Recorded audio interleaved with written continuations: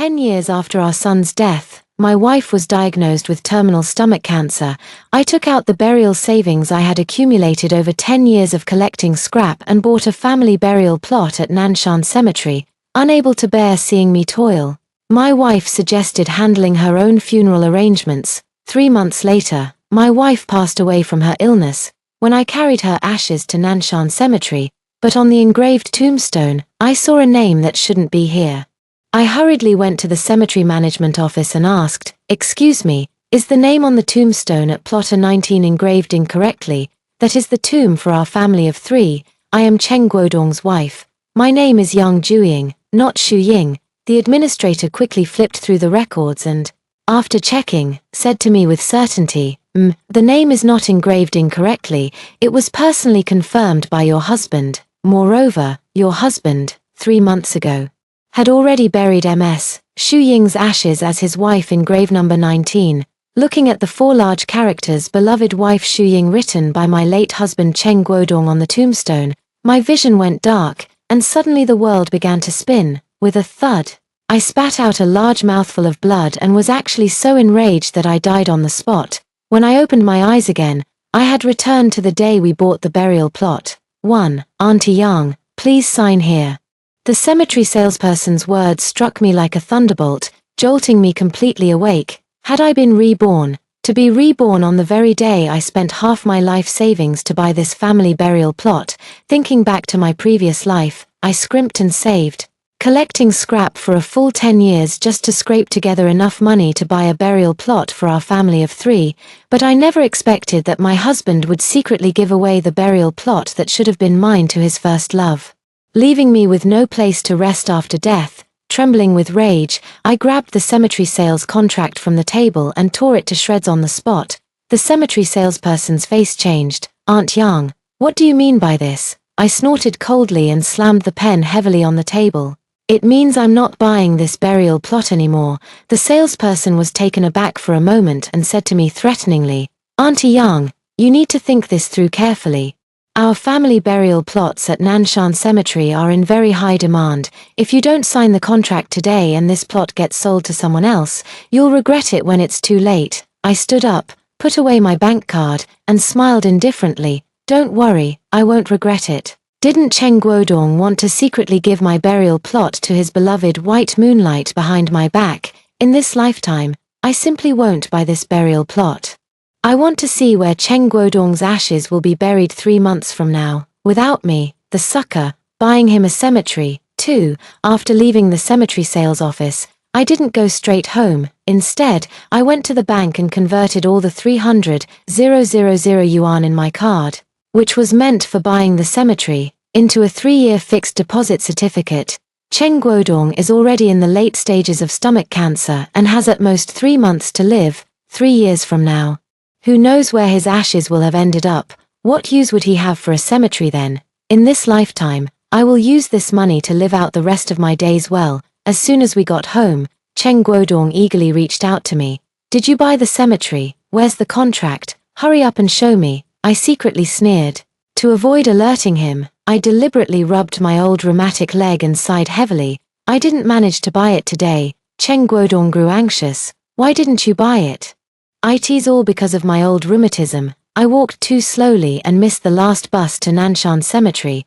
Cheng Guodong glanced at me with disgust, snorted, and lay back on the sofa, ordering me impatiently, "Since you're back, hurry up and make dinner. Tell me, what else can you do in your life besides washing clothes and cooking? You know there are only 2 buses a day from the city to Nanshan Cemetery, so why couldn't you leave home earlier?" Listening to Cheng Guodong's complaints, I felt so angry that my eyes turned red. Why couldn't I leave home earlier? Others might not know, but how could he not know? Ever since Cheng Guodong was diagnosed with stomach cancer, in order to save money for his treatment, I've been trying to stretch every penny as far as possible. Cheng Guodong is a laid-off worker from a state-owned enterprise, with a monthly pension of just over 2,000 yuan. I have been a housewife all my life and don't even have a pension. Our family's life is tight, and we still have to save money for Cheng Guodong's medical expenses and medicine. To save money, I wake up at 3 a.m. every day and go to the streets to rummage through trash bins and collect recyclables before the sanitation workers start their shifts. After 5 a.m., I ride my tricycle to the vegetable wholesale market to pick up discarded fruits and vegetables that others don't want. This way, I can save on grocery money and buy some meat for my husband. I also have to make it back before 6:30 a.m. to prepare a nutritious breakfast for my husband, then brew his traditional Chinese medicine and help him take his medication. Last winter, during an extremely cold and snowy period, the electric battery of my tricycle broke down. I had to push the tricycle all the way back from the wholesale market, and my whole body was nearly frozen stiff. Yet, Chen Guodong only complained about me coming back late, which made him miss his breakfast on time. This morning, in order to catch the bus early to Nanshan Cemetery to sign a contract, I didn't even have time to eat breakfast. But what about Chen Guodong? He didn't care at all whether I had eaten breakfast or not, or if my old leg injury was acting up after running around all day. He only cared about whether he could have his dinner on time. Looking at my partner who was lounging on the sofa like a boss, playing on his phone, I sneered coldly, walked into the kitchen, took out 2 packs of instant noodles that were about to expire, and slammed them on the table. I've been running around all day, I'm too tired and don't feel like cooking, let's just have instant noodles tonight. 3. Chen Guodong was taken aback for a moment, then flew into a rage. I have late-stage stomach cancer. And you want me to eat instant noodles? I mimicked his posture, plopping down on the sofa. I've been walking all day, my legs hurt so much I can't move, I'm not cooking today. If you want to eat, make it yourself. Old man Chen Guodong's face flushed red. You've been the one cooking all these years in our house. How would I know how to do it? Besides, we men are meant for big things. Have you ever seen a man cooking in the kitchen? Hearing Chen Guodong's words, I couldn't help but burst out laughing. You're a laid-off worker, getting a monthly pension of 250 yuan. Tell me, what big things can you possibly do? Chen Guodong's face turned from red to purple, and he slammed the coffee table hard. Yang Jueying, are you trying to rebel? Oh, I get it now. You're disgusted that I have late-stage stomach cancer and don't want to take care of me anymore. Is that it? You better think carefully. You're just a housewife with no job, no pension, relying solely on my small monthly retirement income to get by. If you don't serve me well, once I'm gone, that monthly retirement payment of over 2,000 will be gone too. When that time comes, you'll have nothing to live on but the northwest wind. I sneered and said, as if I ever depended on you to support me before. Chen Guodong, search your conscience and tell me, what can I possibly do with the 500 yuan you give me every month for living expenses? Since you think I've been living off you all these years, fine, from today on, let's each go our own way. I won't spend another cent of your money, and don't you dare treat me like a housemaid anymore. After saying that, I picked up 2 packs of instant noodles and walked straight into the room. Chen Guodong shouted anxiously from behind, Yang Jueying, that's my instant noodles, save a bowl for me Tilda. I turned my head and sneered coldly, yours. I bought this box of expired instant noodles myself by collecting scrap. I didn't spend a single cent of yours. Chen Guodong, if you want to eat instant noodles, why don't you use your own pension to buy some Tilda? After saying that, I slammed the door shut with a bang and ate 2 bowls of instant noodles all by myself. 4. Holding my stomach with a satisfied fullness, my eyes reddened and tears began to fall uncontrollably. Chen Guodong didn't know that ever since he was diagnosed with late-stage stomach cancer, I hadn't had a full meal in a long time. To collect more recyclables and save money for his treatment and for buying a burial plot for our family of 3, every morning and noon, I would stuff 2 homemade steamed buns into my bag. Only in the evening, after taking care of Chen Guodong and making sure he had eaten, could I have some of the leftovers from his meal. After Chen Guodong was diagnosed with late-stage cancer, his temper became unpredictable. Sometimes, in the middle of a meal, he would suddenly flip the dining table over. In my previous life, I pitied him for having cancer and not having long to live, so I tolerated everything. I even worried that he might harm his health by going hungry. Every time Chen Guodong overturned the meal, no matter how late it was, I would make him a new one, even if I was still hungry myself. I would make sure he ate the food. And what about him? While eating the meals I personally prepared for him, What he was actually thinking about was how to secretly give away the cemetery plot I had worked hard to save up for, to the one he had been longing for his entire life, his white moonlight. Thinking about all the things Cheng Guodong did behind my back in my previous life, as I carried the leftover instant noodle soup through the living room, my hand slipped. And 2 containers of the soup accurately splashed all over Cheng Guodong.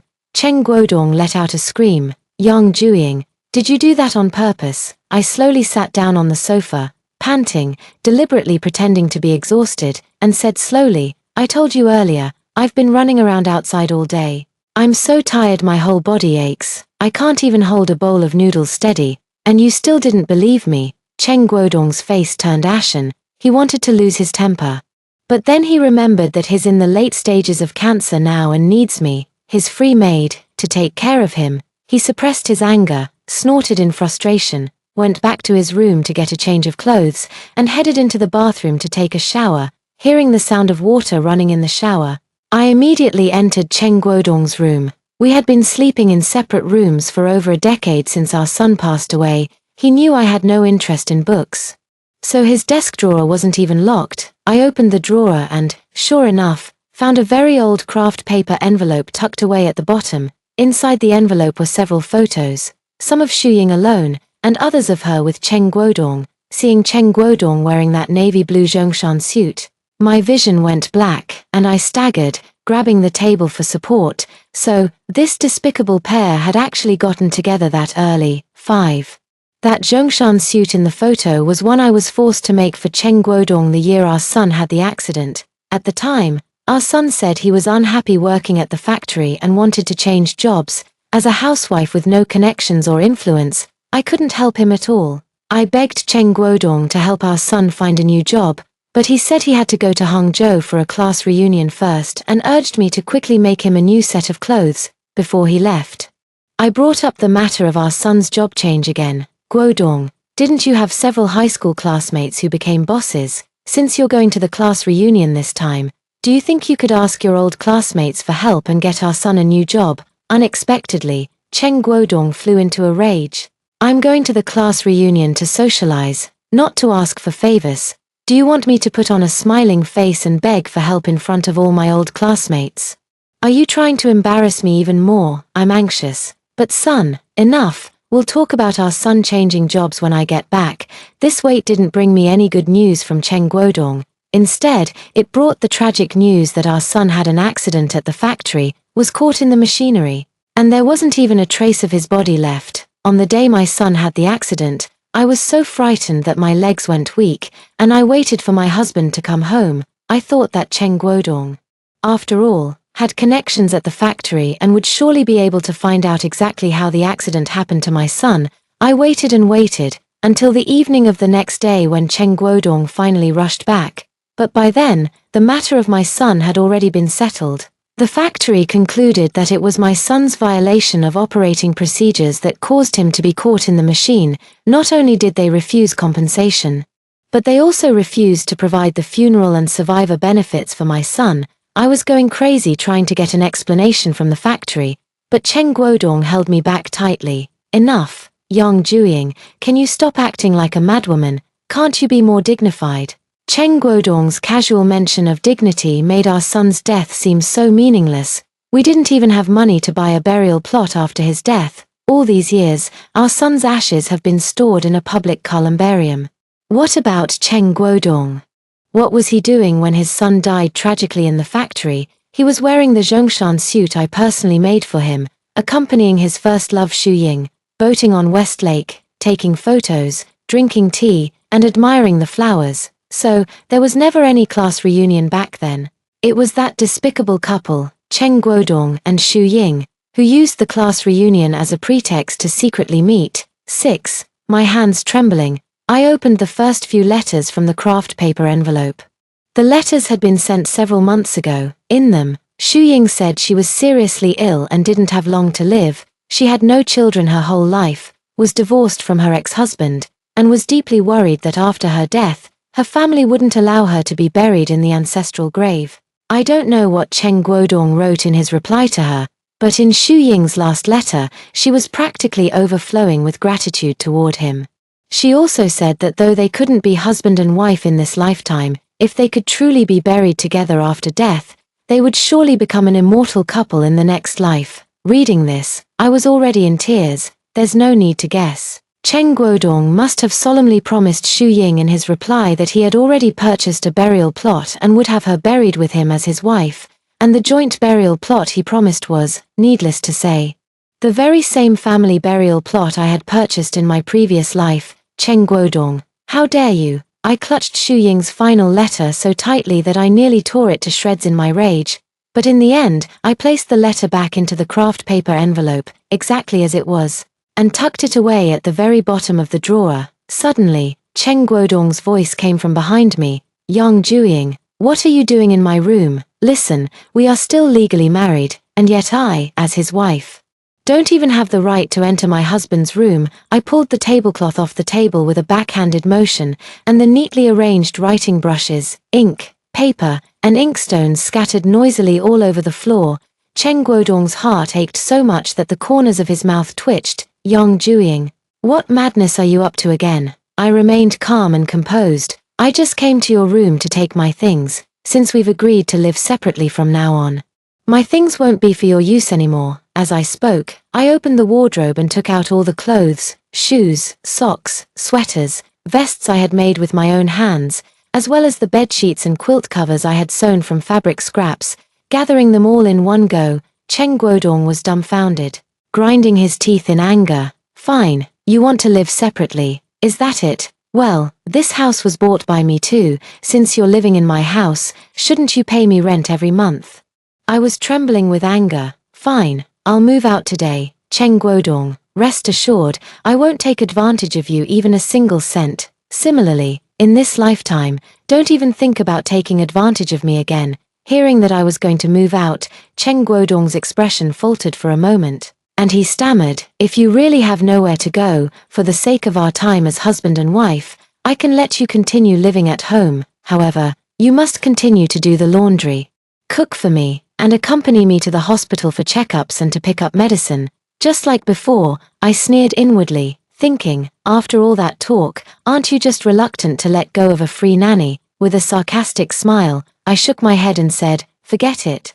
I'm afraid you might come back later and ask me for utility bills like water, electricity, and gas. As a housewife with no pension, I don't have that much money to give you. Cheng Guodong grew anxious and said, how can you have no money? Haven't you saved up 200,000 or 300,000 from collecting scrap over the years? I know you've been saving this money, reluctant to spend it, wanting to buy a joint burial plot for the two of us and our son. Fine, since you're paying for my burial plot, I won't charge you for rent or utilities anymore. Is that acceptable? All right, hurry up and make me something to eat, then wash the dirty clothes I changed out of. Go to bed early so we can sign the contract for that burial plot first thing tomorrow morning. Cheng Guodong, I'm not buying this burial plot, I suddenly said. Cheng Guodong's expression froze, and the atmosphere instantly turned cold. Yang Juying, what do you mean by that? I curled my lips and looked at him with a cold sneer, enunciating each word clearly. What I mean is, I'm not buying the burial plot anymore. Where you, Cheng Guodong, want to be buried and who you want to be buried with, that's your business. I won't be involved anymore. Cheng Guodong's expression changed. You peeked at that letter in my drawer. 7. Facing Cheng Guodong's horrified and angry gaze, I nodded. That's right, I've seen all those letters between you and Xu Ying. I know. You want to abandon me, your lawful wife, and have Xu Ying buried with you as your wife. I also know that you want to give up the joint burial plot I bought for our family of 3, using up my entire life savings, and let Xu Ying have it. Cheng Guodong, you really have it all figured out. If you want to buy a burial plot for your old flame, why do you have to use my money? Why don't you just sell this house? Then not only could you afford the joint burial plot, but you might even have enough left to throw a grand posthumous wedding for you and your old flame.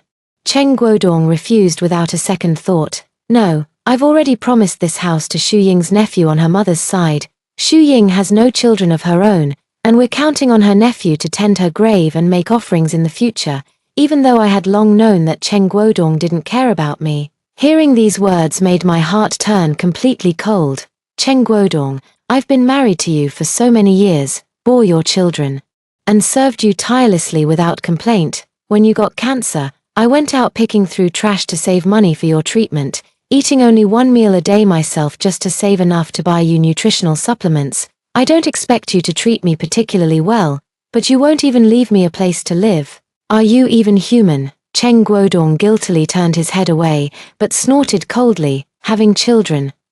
So what if you gave me a son? We still couldn't raise him to adulthood. You've caused our Cheng family line to die out, and you still have the nerve to live in our house. I felt as if struck by lightning, staring at him in disbelief. Cheng Guodong, how exactly did our son die? Don't tell me you don't have a clue. Back then, I begged you so many times. I told you over and over that our son was unhappy at the factory, that his co-workers were bullying him, and I asked you to find him a different job. But what did you do? You went to Hangzhou to accompany Shuying on a trip, completely disregarding our son's life. Where were you when our son died in the factory? You were boating on West Lake with that vixen Shuying. How dare you blame me? 8. My tearful accusations, filled with anguish, made Cheng Guodong fully realize that some things could no longer be hidden. He coughed uncomfortably and said evasively, "That was so many years ago. What's done is done. Besides, Shuying is no longer with us. The dead should be respected. What's the point of bringing up old grudges now? Anyway, I've already agreed to the matter of the house and written my will. After I'm gone, Shuying's nephew on her mother's side will be my sole heir. I know you're upset. At most, I can talk to him and have him recognize you as his godmother. Then, after you pass away, he can burn some paper money for you during festivals. Will that be acceptable?" I stared at him fixedly for a long while before letting out a soft laugh. Cheng Guodong, I don't even want my own ashes anymore. Do you really think I still care whether someone burns paper money for me after I die? Cheng Guodong's expression changed. No ashes. Yang Juiying, what do you mean by that? I didn't answer him. Just turned around and went back to my own room, closing the door without hesitation. Cheng Guodong was frantically pounding on the door outside, shouting for me to get out. Get out. As long as I remain Cheng Guodong's legal wife for even one more day, this house has my share. No one has the right to drive me out of this home. As for Shuying's nephew, I want to see, without me, the fool, taking out my retirement savings to buy a burial plot for Cheng Guodong. Where exactly that so-called nephew plans to bury him. 9. The next day, Cheng Guodong didn't drive me out of the house. Instead, as he had done countless times before when he lost his temper, he began giving me the silent treatment, but this time, I won't give in to him or coax him like I used to. He sulked and refused to eat breakfast, but he never expected that I simply hadn't bought a portion for him. After so many years of marriage, it was the first time I didn't make breakfast myself. Instead, I slept in. Then leisurely walked to the breakfast shop at the entrance of our neighborhood with some money and ordered myself a bowl of chicken soup tofu pudding and a basket of incredibly delicious soup dumplings. Cheng Guodong threw his dirty clothes all over the place after changing. He deliberately left the leftover takeout boxes piled on the dining table, letting flies crawl all over them. He thought I would, as before, find it unbearable and clean up for him without a second thought, but this time, I walked past expressionlessly, as if I hadn't seen the leftover takeout swarming with green-headed flies. Cheng Guodong started playing the victim again with his late-stage stomach cancer, deliberately clutching his stomach in front of me, searching everywhere for medicine, lying on the sofa, and yelling about calling an ambulance. He knew I couldn't bear to spend money on an ambulance, and just like before, I would use my frail body to carry him, step by step, down the stairs, into the tricycle, and then take him to the hospital. But this time, I didn't even glance at him. I walked straight past him, opened the door, and went out. Behind me came Cheng Guodong's furious shouts. Yang Juiying, are you really going to ignore whether I live or die? If you have the guts, never come back. He didn't know that I truly had no intention of ever returning to this home again. 10. I remember when I used to collect scrap, I once picked up a community legal education flyer that said, "If you have difficulties, seek help from the community. The community provides free legal assistance to families in need." The lawyer told me that in my situation, even if Cheng Guodong wrote a will, he could only bequeath his share of the property to Shuying's nephew. As for my share, after Cheng Guodong's death, I could file a lawsuit to claim my portion of the marital property. After confirming this, I started looking for a place to live outside, with no need to spend money on a cemetery. The 300,000 I had was enough to find a decent home for myself in this city, but I didn't rent a place in the city. Instead, I took bus number 109, got off at the terminal stop, and arrived at a remote small village. There were only about a dozen households in the village, all of them elderly people left behind. In my previous life, to save money for buying burial plots for my wife and son, I would come to this village every winter to collect some cured meat, sell it in the city, and earn a small profit. All the young people in the village had moved to the city, and the old houses left behind were extremely cheap. I spent only 12,000 yuan to buy a standalone farmhouse with its own courtyard. After spending a few days hiring someone to do some simple renovations and connect the water and electricity, I brought my son's ashes back from the public cemetery and solemnly buried them under the persimmon tree in the yard. My son loved eating crisp and sweet persimmons when he was alive. Rather than letting him be buried with that shameless, despicable couple, it's better to bury him by my side. As long as I'm alive, I'll make sure my son has a bowl of food during the holidays. When I die, it will be even better. We can reunite as mother and son in the afterlife. 11. When he saw me take out the suitcase and start stuffing things into it one by one, Cheng Guodong finally panicked. He ran over, tightly gripping the suitcase handle. Yang Juying, what do you mean? Just because I want to give the burial plot to Shu Ying, you're going to run away from home? Can't you be a little more generous? I've already given you decades of my youth. For your sake, I've never been able to give Ying a proper status. I've already done more than enough for you. What more do you want? Let me tell you, in this lifetime, we both owe Shu Ying. Having you buy her a burial plot is also a way for you to atone for your sins against her. Don't be ungrateful. I was so infuriated by his shameless words that I laughed. Do I owe her? She stole my man, caused my son's death, and you tell me, what do I owe her? Cheng Guodong's face turned ashen, and he said through gritted teeth, you owe her a rightful place. If it weren't for you, I would have married Shu Ying long ago. She would have had someone to take care of her. Wouldn't have left so early, and wouldn't have ended up alone, without even a proper burial place. I laughed, took the marriage certificate out of the drawer, and slammed it hard onto Cheng Guodong's face. Cheng Guodong, do you think I care about this status of yours, a monthly pension of 2,250, and terminal cancer? What a blessing. You should keep it for your precious white moonlight. Shu Ying, you want to give Shu Ying a proper status. Fine, I'll make it happen. Do you dare to go with me to the Civil Affairs Bureau right now to get a divorce? Cheng Guodong's hand trembled as he raised his arm, intending to slap me, but in the end, he weakly lowered it. He didn't dare. My son is already gone. If even I get driven away, who will take care of that terminally ill old man with his measly 250 yuan monthly pension? He can't even afford a caretaker, who will arrange his funeral affairs. So it turns out he also knew that Shu Ying's so-called nephew from her maternal family was completely unreliable. It's just that in this lifetime, I no longer wish to be the one taken advantage of. Wasn't he obsessed until death with giving his beloved Shu Ying a proper status? Then give it. Who the hell cares about this lousy title? 12. Watching Cheng Guodong as if he had touched a hot potato, he quickly threw away the marriage certificate. I smiled, stuffed the marriage certificate into the suitcase, zipped it up, and left without looking back. Behind me came Cheng Guodong's furious roar, Yang Juying, if you have the guts, then don't you ever come back. I'd like to see how long an old woman like you can last out there without a pension, without a house, a car, or a son. I laughed. No house, no car, no son. So what? I have savings. In this lifetime, I don't need to buy a burial plot for Cheng Guodong. The savings I've accumulated from collecting scrap for 10 years are enough to support me comfortably for the rest of my life. After moving to Fenglin village, my life suddenly became much more leisurely.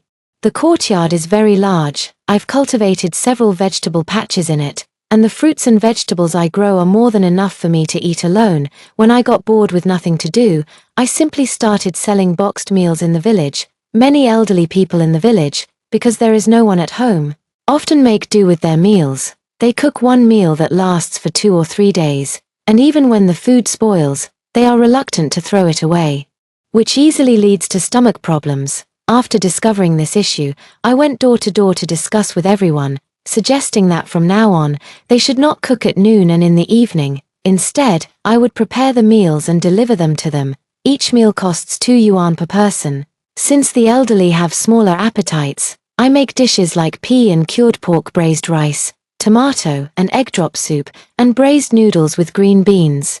Giving each person 2 large scoops, fresh and healthy. Soon, all the elderly in the village placed their meal orders with me. In the past, when I cooked for Cheng Guodong, I never received a word of thanks, and he often complained about this and that. Now, when I deliver meals to the elderly in the village, they affectionately call me Sister Jueying and worry that I might be selling the meals too cheaply, fearing I'll lose money. They even bring me grains and vegetables.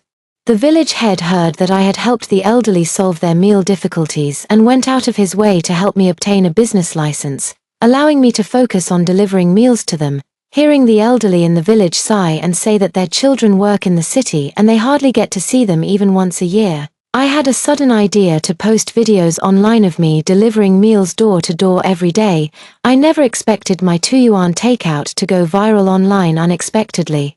Media reporters lined up in the village to interview me, and my meal delivery videos were also reposted by many official media outlets. Soon, my self-media account reached 1 million followers. My 2 yuan takeout became a huge hit, and the income one earned from posting videos each month even surpassed Cheng Guodong's annual pension. Just as I was busy preparing boxed meals for the elderly in Fenglin village, Cheng Guodong suddenly showed up. 13. Seeing you again, I could hardly believe my eyes. In our previous life, Cheng Guodong, under my careful care, remained clean and well-dressed until the day he died, but now he was wearing cheap old man's undershirts and shorts, with messy hair and a scruffy beard, looking as disheveled as a homeless person under an overpass. When he saw me using a large iron ladle to serve meals to the elderly from the insulated container, scoop by scoop, Cheng Guodong instantly broke down. Yang Jueying, your husband has terminal stomach cancer and is about to die, yet you don't care or ask about him. Instead, you've come here to buy groceries and cook for a bunch of outsiders. I've raised you all these years. How can you treat me like this? Come on, come home with me. I used all my strength to shake off his arm, sneering repeatedly. Go home. What home do I have? You've already given our house away. What would I be going back as? A hired nanny in your house? Fine. I'll even go to your house to be a nanny, but first tell me, how much salary are you going to pay me each month? Cheng Guodong's face flushed red, and he stammered, you're just unhappy with what I'm offering, aren't you? Fine, come back with me, and I'll increase your monthly living expenses by 300. 800 yuan a month should be enough for you to buy groceries and cook, right? Before I could even speak, the elderly men and women nearby started scolding him back for me. 800 a month. And I have to do your laundry, cook for you, and take care of you, you old geezer. Go hire a housekeeper and see if they don't curse you out. Jueying, don't be fooled by this scoundrel. He must have seen that you're making videos and earning your own money now, and he wants you to pay for his medical treatment. All that talk is useless. You want Jueying to come back? Fine. First, transfer the ownership of your family's house to Jueying's name. Then hand over your pension card to Jueying for safekeeping. The villagers, one after another, scolded Cheng Guodong until his face turned red with shame. What the hell do you all know? Yang Jueying never gave me a single child in her entire life. If I don't leave the house to Shu Ying's nephew, who will carry my funeral pot and send me off when I'm gone, who will burn paper offerings at my grave during festivals, I chuckled coldly, since you've already made arrangements for your afterlife. Why come to me? Go find Shu Ying's nephew from her family, let him wash your clothes, cook for you, take care of you when you're sick, and provide for you in your old age until your funeral. Cheng Guodong's old face turned pale then purple. He struggled for a long time until I was about to ride off on my tricycle, then rushed forward, grabbed the handlebars, and pleaded in a low voice, Jueying, stop fooling around. I admit that I didn't handle the house situation properly and didn't consider your feelings. How about this? I'll talk to Shu Ying's nephew. At worst, after I'm gone, the house can go to him, and you can keep living there, helping their family with cooking and taking care of the children. I've met Shu Ying's nephew a few times. He's an honest man, doesn't talk much, if you live with him.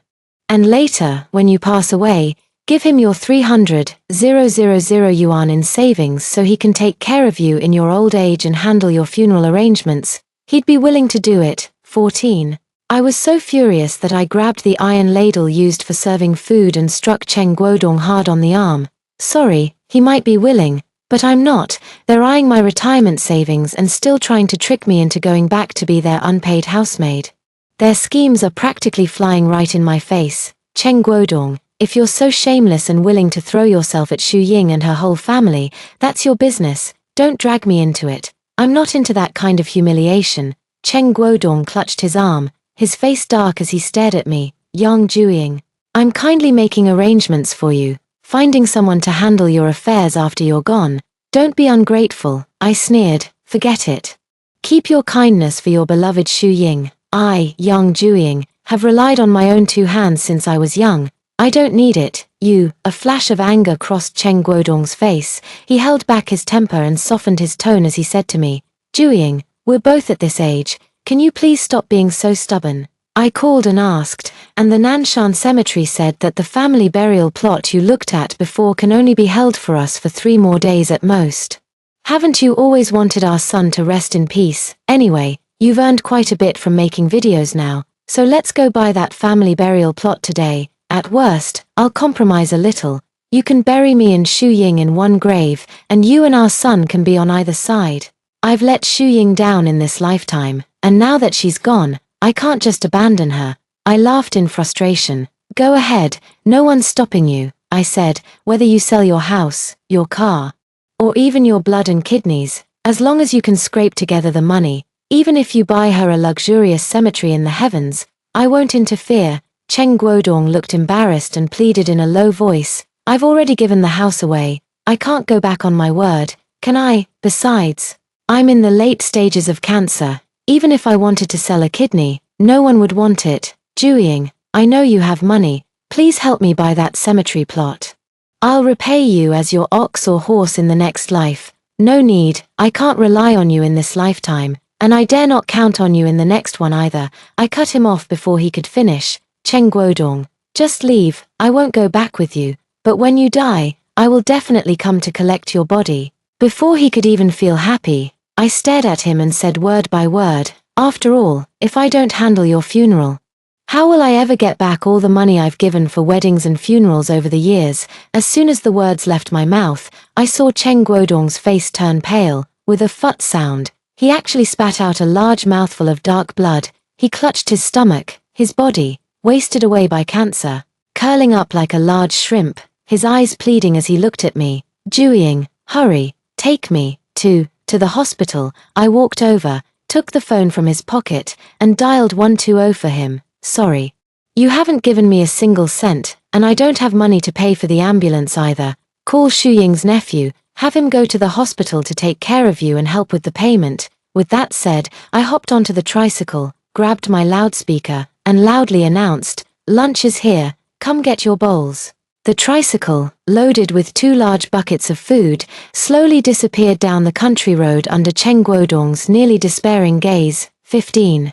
The next time I heard news of Cheng Guodong was when the hospital called, saying he was on the verge of death and requesting that I, as a family member, rush to the hospital to help arrange his final affairs. When I arrived at the hospital, I saw Cheng Guodong lying on the hospital bed, his face deathly pale and so emaciated that he was nothing but skin and bones. Standing by the sickbed was a middle-aged man with simple, honest features. Looking impatiently at Cheng Guodong lying unconscious on the bed, muttering under his breath, this old geezer is so full of tricks. Couldn't he just transfer that apartment to me while he was still alive? He had to wait until he kicked the bucket to let me inherit the property. Was he afraid I wouldn't carry his funeral urn? I sneered inwardly, walked over to the sickbed, and without any hesitation, slapped Cheng Guodong several times across the face, jolting him awake. Cheng Guodong seemed to have lost all sense of pain. When he opened his eyes and saw me, a faint smile actually flickered across his face. Jueying, you've come, I knew it, I knew you wouldn't abandon me. I smiled, but the smile didn't reach my eyes. Cheng Guodong, did you really think that by calling Xu Ying's nephew here, he could handle your funeral arrangements for you, as long as I, as the family member, don't sign? Do you believe that even the crematorium wouldn't dare to let him sign for you? My almost vicious words caused Cheng Guodong's face to change drastically, and his breathing became rapid. I leaned close to his ear again, speaking in a voice only the two of us could hear, word by word, Cheng Guodong, you can go in peace. After you die, I will immediately sue him in court to get back half the money for the house. As for the remaining half, do you think Xu Ying's precious nephew would be willing to spend money to buy such an expensive burial plot for you? A flicker of terror crossed Cheng Guodong's gaunt, pale face. He stared at me like that, with unwilling eyes, and breathed his last breath. 16. Cheng Guodong was dead. No sooner had I signed the cremation papers than I immediately hired a lawyer to sue Xu Ying's nephew in court. The community legal aid was right, even though I didn't contribute any money to Cheng Guodong's house. I still own half of the property rights. In the end, the court ruled that although Xu Ying's nephew inherited the old house, he must pay me 630,000 yuan for the property. After receiving the money, I couldn't wait to hand Cheng Guodong's ashes over to Xu Ying's nephew. This was old Cheng's dying wish. He said that in this life, he couldn't give your Aunt Xu Ying a proper status, but he hoped that after death, he could be buried together with your aunt. The deceased is to be respected. I've decided to honor his last wish. I'll entrust old Cheng's ashes to you. Seeing the look of disgust on Xu Ying's nephew's face, I couldn't help but secretly feel a sense of anticipation. Cheng Guodong, weren't you hoping until your last breath to be buried with your beloved white moonlight? I want to see in this lifetime whether you two despicable lovers can become a pair of ghostly lovebirds. 17. After handling Cheng Guodong's funeral arrangements, I returned to Fenglin village and continued running my 2-yuan delivery service. However, it wasn't long before I heard that Xu Ying's nephew had been reported by neighbors for secretly disposing of the ashes and ended up in detention. It turned out that Xu Ying's nephew never had a good relationship with his aunt. His previous act of pretending to be honest and simple in front of Cheng Guodong was merely to swindle his inheritance and property, but he never expected that I, the original spouse, would actually hand over Cheng Guodong's ashes to him. They weren't relatives or friends, and he wasn't wealthy either. Why would he be willing to spend so much money to buy a burial plot for Cheng Guodong and Xu Ying, two dead people? The couple discussed it and actually took advantage of the darkness to open a manhole cover by the street, then scattered Cheng Guodong and Xu Ying's ashes into the sewer, but they never imagined that this scene was captured by the dashcam of a nearby car. After the video was exposed, Xu Ying's nephew was arrested by the local police station. Unfortunately, due to the continuous heavy rain during that period, the water flow in the sewer was too rapid, and the ashes of Cheng Guodong and Xu Ying had long been washed away by the sewage, with no one knowing where they ended up. Looking at it this way, the two of them have become intertwined, with each containing a part of the other, never to be separated again. The police station called me to ask if I wanted to pursue legal action against Xu Ying's nephew.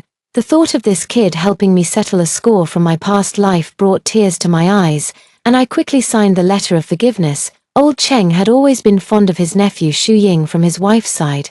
Even if his ashes were scattered into the sewer, he would surely forgive him. With the 50,000 yuan voluntarily compensated by Xu Ying's nephew, I bought a pig, 2 sheep, and half a cow, and organized a lively bench banquet for the elderly left behind in the village during the Double Ninth festival. Later, I took out the 300,000 yuan originally intended for a joint burial plot and established a mutual aid elderly care foundation in Fenglin village. From now on, elderly people in the village like me, who have no children, no longer have to worry about having no one to rely on in their old age. A few years later, using the money I earned from being a self-media creator, I bought 2 adjacent burial plots for myself and my son in the township cemetery near Maple Forest Village. Looking at the 3 large characters Yang Jueying carved on the tombstone, I couldn't help but smile. Cheng Guodong, you can rest easy in the sewer and continue your romance with your beloved white moonlight.